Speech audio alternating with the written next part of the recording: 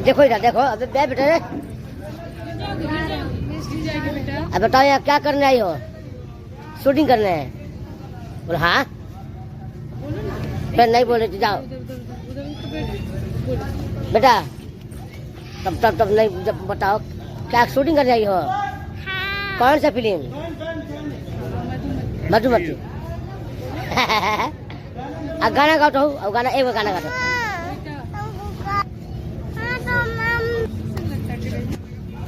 बोलो पहले गाना गाओ।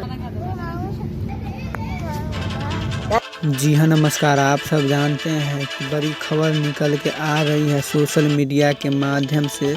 एक वायरल गर्ल्स मिष्टी है, उसके बारे में मैं बताऊंगा। और आप लोगों को मेरे वीडियो अच्छा लगता है तो रमन वॉइस दरभंगा को सपोर्ट करिएगा और शेयर करिएगा और सब्सक्राइब कर दीजिएगा। और बताया जा रहा हूँ कि मधुबाला फिल्म के लेकर जो काम करते थे मिष्टी, वहाँ पाए थे अमरपाली और दिनेश लाल यादव मिलने के लिए।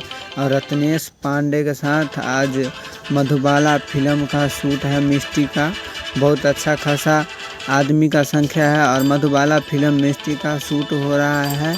अभी दिल्ली में था फार्म हाउस में, देखिए आप सब दिखाते।